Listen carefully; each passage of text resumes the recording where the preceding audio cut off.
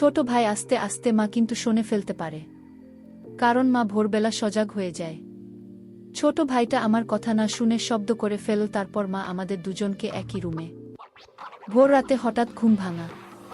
বুঝতে পারলাম ভোর 4টা বাজে। আমার মেয়ে সালমা বলেছিল তাকে 5টার মধ্যে জিম ক্লাস এ যেতে হবে, কিন্তু গভীর ঘুমে ডুবে যাওয়ায় দেরি হয়ে গেল। ভাবলাম সালমারা করবে, তাই হোল ঘর থেকে ডাকতে চেয়েও সরাসরি তার ঘরের দিকে গেলাম। মনে হল হয়তো সে নিজেই উঠে পড়েছে। ঘরের কাছে পৌঁছানোর পর দেখলাম দরজাটা খানিকটা খোলা, কেন জানি না। হঠাৎ আমার মনে হলো একটু সাবধান হওয়া উচিত।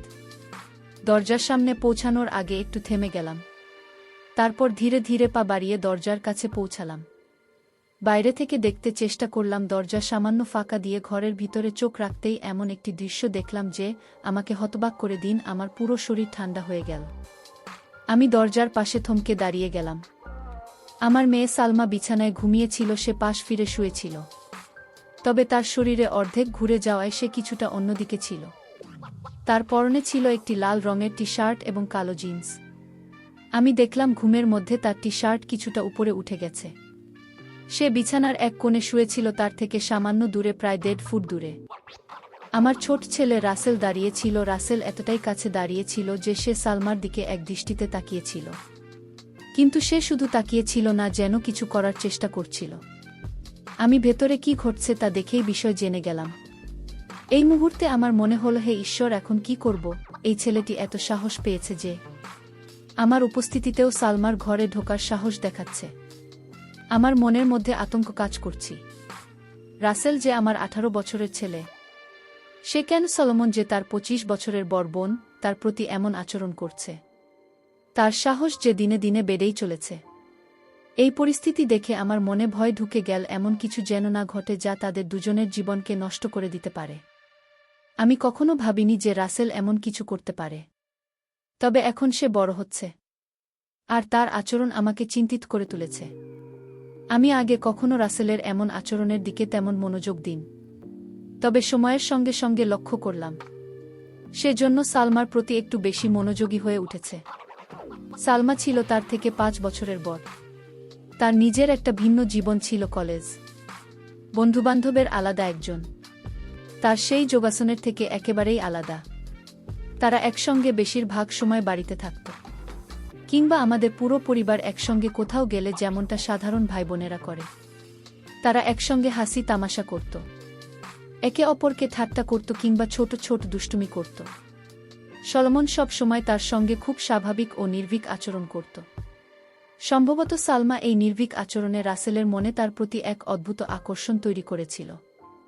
ধীরে ধীরে রাসেল যে আরও কাছাকাছি যাওয়ার চেষ্টা করতে শুরু করুন, তবে সালমা ছিল তার নিজের জগতে মগ্ন। তার এই ব্যস্ততার কারণে সে কখনো বুঝতে পারেনি যে রাসেলকে একটু অন্যভাবে দেখছে। রাসেল প্রায় সালমার দিকে তাকিয়ে থাকত, বিশেষ করে যখন সে মনোযোগ দিয়ে কিছু করত বা নিচু হয়ে কোনো কাজ করত। রাসেলের দৃষ্টি চলে যেত সালমার দিকে। মাঝে মাঝে সালমার ঘরে নিয়ে আসার চেষ্টা করত এবং আলাপের ছেলে একটু বেশিই ঘনিষ্ঠ হয়ে পড়ত। খুবই লজ্জাজনক ছিল, আমার পক্ষে এটা সহ্য করা কঠিন হয়ে পড়েছিল। তবে রাসেলকে পুরোপুরি দোষারোপ করার আগে ও আমার মনে হয় জন্মান এই আধুনিক যুগে, যেখানে টিভি, সিনেমা, ইন্টারনেট এবং মোবাইল ফোনের অতিরিক্ত প্রভাব রয়েছে, সেখানে এই ধরনের আচরণ না হওয়াটা কিভাবে সম্ভব? আমাদের সন্তানদের মনে এগুলোর প্রভাব পড়বে, এটাই স্বাভাবিক। তবে যা সবচেয়ে কষ্টদায়ক ছিল, তাহলে আমি এ ঘটনা দেখেও কিছুই করতে পারছিলাম না। নিজের সন্তানদের জন্য আমার অসহায়ত্ব আমাকে ভেতরে ভেতরে ধ্বংস করে দিচ্ছিল। আমি কখনো কল্পনাও করিনি যে রাসেল এমন কিছু করতে পারে। আমার স্বামী রাজ এদিন রাতে পরিশ্রম করেন আমাদের সন্তানদের একটি সুন্দর এবং সুখী জীবন দেওয়ার জন্য। যদি তিনি কখনো জানতে পারেন যে আধুনিক সময়ের প্রভাব রাসেলের মনকে এমনভাবে দূষিত করছে, তাহলে তিনি নিশ্চয়ই প্রচণ্ড কষ্ট পাবেন। তবে তার কাছে এই বিষয়ে বলা আমার পক্ষে সম্ভব ছিল না। যদি তিনি ঘটনা জানতে পারেন, তাহলে তিনি রাসেলের মনস্তত্ত্ব বোঝার চেষ্টা না করেই হয়তো রাগের বশে শাস্তি দেবেন বা তাকে বাড়ি থেকে বের করে দেবেন, এমনটা আমি কখনোই চাইনি। আমি ভেবেছিলাম সালমাকে সামান্য ইঙ্গিত দিয়ে বিষয়টি জানানো উচিত, যাতে সে সতর্ক থাকতে পারে এবং রাসেলের সঙ্গে একটু সাবধানতার সঙ্গে আচরণ করতে পারে। তবে এর আরেকটি বিপদ ছিল। সালমার মনে যদি রাসেলের প্রতি ঘৃণা জন্মায়, তাহলে তাদের সম্পর্ক চিরতরে নষ্ট হয়ে যাবে। এমনকি যদি সালমা রাগের মাথায় রাসেলকে কিছু বলে ফেলে তাহলে রাসেলও রেগে গিয়ে কোনো ভুল সিদ্ধান্ত নিতে পারে যা তাদের ভবিষ্যতের জন্য ভয়াবহ হতে পারে। আমি কোনোভাবেই তাদের ভাই বোনের পবিত্র সম্পর্কের মধ্যে ফাটল ধরাতে চাইনি। তাই সালমাকে কিছু বলার পরিবর্তে আমি নিজের মতো করে পরিস্থিতি সামলানোর সিদ্ধান্ত নিলাম। আমি ঠিক করলাম রাসেলকে ঠিক পথে আনার জন্য সময়মত তাকে বোঝানোর চেষ্টা করব। এখন থেকে যখনই আমি লক্ষ্য করতাম যে রাসেল চুপি চুপি সালমার দিকে তাকিয়ে আছে, আমি কোনো না কোনো অজুহাতে তাকে সেই জায়গা থেকে সরিয়ে দিতাম। এতে করে তার আচরণ অনেকটাই নিয়ন্ত্রণে আসত। তবে আজকের ঘটনা আমাকে আরও সচেতন করে তুলুন। আমি বুঝলাম বিষয়টি নিয়ে আমাকে আরও সতর্ক হতে হবে এবং উপযুক্ত সময়ে সঠিক সিদ্ধান্ত নিতে হবে। পিছনে সাহস দেখে আমি বুঝতে পারলাম যে আর দেরি করা ঠিক হবে না। যদি সময় মতো আমি কোনো ব্যবস্থা না নিই তাহলে তার কাজের জীবনে বড় বিপদ ডেকে আনতে পারে। আমাকে কিছু একটা করতেই হবে, কিন্তু কিভাবে পরিস্থিতি সামাল দেবে তা বুঝে উঠতে পারছিলাম না। আমার মনে হলো সঠিক পদ্ধতিতে তাকে বোঝাতে স্বাভাবিক হতে পারে। তখন আমি যেটা ঠিক মনে করেছিলাম সেটাই করার সিদ্ধান্ত নিলাম। যদি হঠাৎ করে ঘরে ঢুকে যায় তাহলে রাসেল ভয় পেতে পারে, আর সালমা যদি তাকে এমন অবস্থায় দেখে ফেলে তাহলে সে আরও হতবাক হয়ে যেতে পারে। তাই আমি এমন কিছু করার সিদ্ধান্ত নিলাম যাতে সে বুঝতে পারে যে আমি জেগেছি এবং তার ঘর ছেড়ে চলে যাওয়ার সময় এসেছে। এই ভাবনা থেকে আমি রান্নাঘরে গিয়ে ইচ্ছে করে একটি স্টিলের থালা ফেলে দিলাম। এতে বেশ বড়সড় শব্দ হল। আমার প্রত্যাশা মতো কিছুক্ষণের মধ্যেই আমি দেখলাম বিষাদের ছায়া পাশের পথ দিয়ে চলে যাচ্ছে। তার চলে যাওয়া দেখে আমি স্বস্তি পেলাম। এরপর আমি সালমাকে ডাকার জন্য তার ঘরের দিকে এগোলাম। ঘরে ঢুকে দেখি সালমা তখনও গভীর ঘুমে। এত বড় আওয়াজ হওয়ার পরেও সে উঠে বসেনি। এটা দেখে আমি অবাক হলাম। মনে হলো সে এতটাই গভীর ঘুমে থাকে যে রাসেল সহজেই তাকে দেখতে বা কিছু করার সুযোগ পেতে পারে। শেষমেশ আমি তার কাছে গিয়ে তাকে সরাসরি জাগানোর সিদ্ধান্ত নিলাম। আমি সালমাকে ডেকে জানালাম। সে ঘুম থেকে উঠে আমার দিকে রাগের দৃষ্টিতে তাকাল এবং দেরি হওয়ার জন্য আমাকে দোষ দিন। এরপর সে দ্রুত বাথরুমে ঢুকে গেল। আমি আবার আমার কাজে মন দিলাম। কিছুক্ষণ পরে দেখলাম রাসেল আবার ঘরের দিকে যাচ্ছে। আমি ভাবলাম হয়তো সালমা তখনও প্রস্তুতি নিচ্ছে। তাই আমি রাসেলকে থামানোর জন্য ইচ্ছে করে একটু শব্দ করলাম। শব্দ শুনে রাসেল বুঝতে পারব যে আমি তার দিকে আসছে। সে আমার দিকে তাকাল, কিন্তু লজ্জায় তার চোখ নিচের দিকে ঝুঁকে গেল। এরপর সে দ্রুত তার ঘরে চলে গেল। আমি অপেক্ষা করতে লাগলাম। সালমার বাইরে আসার কিছুক্ষণ পর সালমা পুরোপুরি প্রস্তুত হয়ে বাইরে এল এবং আমাকে বিদায় জানিয়ে চলে গেল। তখন আমি রাসেলকে থেকে এর দিকে নিয়ে আসতে চাইলাম, কিন্তু সে কোনো সাড়া দিল না। তখন আমি তার ঘরের দিকে গেলাম এবং দেখলাম সে ঘরে নেই। এরপর শুনতে পেলাম সে বাথরুমে আছে। আমি দরজার কাছে গিয়ে তার আওয়াজ শুনলাম, কিন্তু তাকে বিরক্ত না করে আবার হলে ফিরে এলাম। কিছুক্ষণ পর রাসেল বাইরে এল এবং বলল, মা, তুমি আমাকে ডেকেছিলে? আমি তাকে বললাম, হ্যাঁ, এখানে বসো, তোমার সঙ্গে কিছু কথা বলার আছে। আমার কণ্ঠে সুর শুনে রাসেল বুঝতে পারল আমি গুরুতর কিছু বলতে যাচ্ছি। সে কিছুটা অস্থির হয়ে ধীরে ধীরে আমার কাছে এসে বসল। আমি শান্তভাবে কথা শুরু করলাম, কিন্তু অল্প সময়ের মধ্যেই তাকে ভর্ৎসনা করতে শুরু করলাম।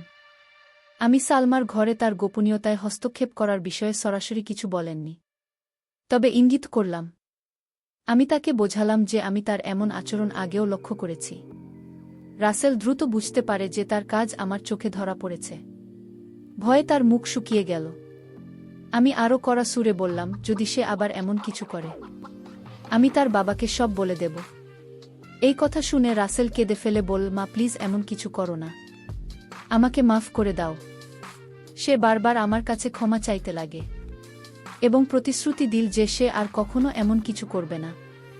সে আমার পা ধরে বলতে লাগল, আর কখনো এমন হবে না, একবার আমাকে সুযোগ দাও। আমি তার আচরণ দেখে বুঝলাম সে তার ভুল বুঝতে পেরেছে। আমি তাকে শান্তভাবে বুঝলাম সে যা করেছিল তা কতটা ভুল এবং এর ফল কতটা ভয়াবহ হতে পারত।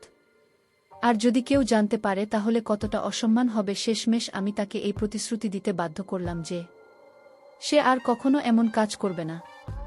তারপর আমি তাকে আর বকাবকি করিনি। আমার মনে হলো সে বার বুঝতে পেরেছে এবং এমন কিছু আর করবে না। এরপর সে পুরোপুরি শান্ত হয়ে গেল এবং আমি তাকে আর কখনো সালমাকে দেখতে দেখিনি। এতে আমি নিশ্চিত হলাম যে সে তার ভুল বুঝতে পেরেছে এবং নিজেকে সংশোধন করেছে।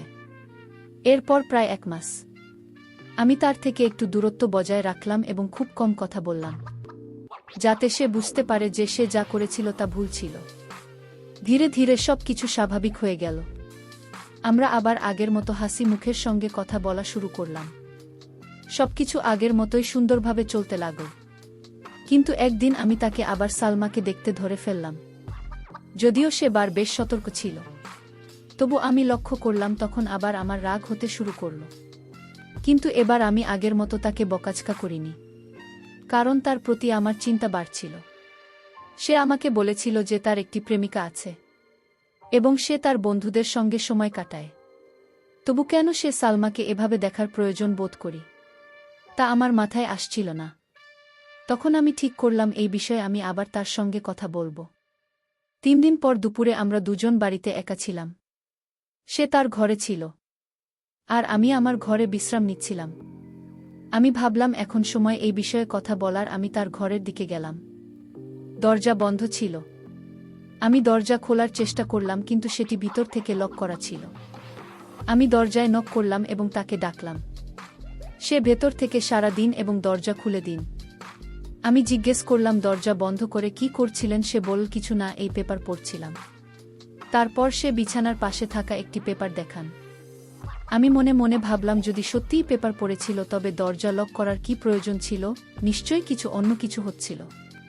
কিন্তু এবার আমি শান্ত থাকতে চাইলাম এবং তাকে বোঝানোর সিদ্ধান্ত নিলাম। আমি সালমাকে নিয়ে কথা বলার জন্য এসেছিলাম, তাই অন্য কিছু না বলেই আমি তার বিছানার পাশে গিয়ে জিজ্ঞেস করলাম, কোনো পেপার পড়ছ? তারপর তার হাত থেকে পেপার ছিনিয়ে দেখতে শুরু করলাম।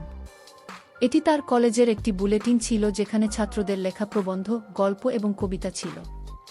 আমি পেপারটি তাকে ফেরত দিয়ে জিজ্ঞেস করলাম কোনোটা পড়ছিল। এতে পেপার খুলেছে, একটি প্রবন্ধ দেখিয়ে বলল, এটা করছিলাম। আমি বললাম, ঠিক করে বলো তো, কি আছে এতে? তারপর আমি তার পাশে বিছানায় একটু জায়গা নিয়ে শুয়ে পড়লাম। আমার ছেলে বিছানায় চিৎ হয়ে শুয়েছিল আর আমি তার পাশে শুয়ে থাকে সেই প্রবন্ধটি দেখতে লাগলাম। আমরা একসঙ্গে এই প্রবন্ধটি পড়তে শুরু করলাম। রাসেল বলল, এতে আর কিছু করার নেই, তুমি কি করতে চাও? তারপর সে পেপারটি আমার হাতে দিয়ে বলল, আমি বিছানার কিনারায় শুয়ে বললাম, মনে হচ্ছে পড়তে পড়তে মনে হয় নিচে পড়ে যাব। এই কথা বলতে রাসেল তাড়াতাড়ি আমাকে ধরে ফেলার জন্য হাত বাড়ালো, কারণ আমি খাট থেকে পড়ে যাচ্ছিলাম।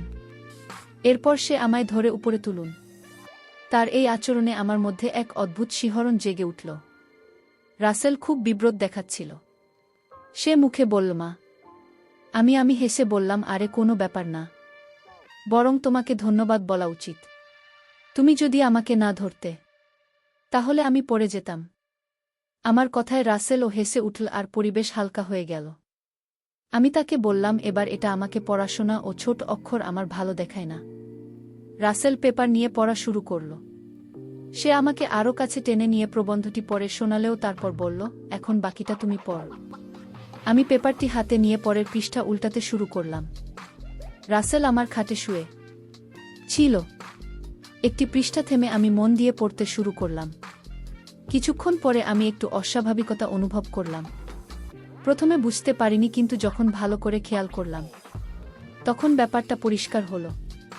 আমি ভাবলাম সে তো পেপার পড়ছিল, তবু এমন। নিচে তাকিয়ে দেখলাম তার হাত। আমার তখন মনে পড়ল যখন সে আমাকে পড়ে যাওয়া থেকে ধরেছিল। আমি আস্তে করে রাসেল মুখের দিকে তাকালাম। তার চেহারা সম্পূর্ণ শান্ত। আমি ভাবছিলাম সে কি ভাবছে। নিজেকে শান্ত রাখলাম এবং আবার পেপার পড়তে শুরু করলাম। মনে মনে প্রার্থনা করছিলাম যে রাসেল এই পরিস্থিতি নিয়ে কিছু না বুঝে কি করব ভেবে পাচ্ছিলাম না। প্রথমে মনে হলো সাথে সাথে উঠে গিয়ে তাকে দূরে সরিয়ে দিই, কিন্তু কেন যেন মনে হলো আমি তেমন শক্তি সঞ্চয় করতে পারছি না, যেন কোনো অদৃশ্য শক্তি আমাকে সেখানে আটকে রেখেছে। আমি চুপচাপ শুয়ে রইলাম। বাইরে থেকে পেপার পড়ার ভান করছিলাম। সময় যেন থমকে গিয়েছিল। কয়েক মিনিট কেটেছে, কিন্তু মনে হচ্ছিল যে কয়েক ঘন্টা পার হয়ে গেছে। অবশেষে আমি সিদ্ধান্ত নিলাম যে আমাকে কিছু করতে হবে। আমি বললাম, রাসেল, মনে হচ্ছে আমার শরীরটা খারাপ লাগছে। তারপর আস্তে আস্তে নিজেকে সরিয়ে নিলাম এবং তার থেকে একটু দূরে সরে গেলাম। কিন্তু রাসেল আমার দিকে তাকিয়ে রইল, কিন্তু কিছু বলল না। আমি তখন পরিস্থিতি হালকা করার জন্য তাকে অন্য কোনো বিষয়ে কথা বলতে লাগলাম। আমি রাসেলের দিকে একবার তাকালাম এবং দেখলাম সে কিছুটা অস্বস্তি অনুভব করছে। পরিবেশ সহজ করার জন্য বললাম, রাসেল, আমার গলা শুকিয়ে গেছে। তুমি কি আমার জন্য এক গ্লাস জল এনে দেবে?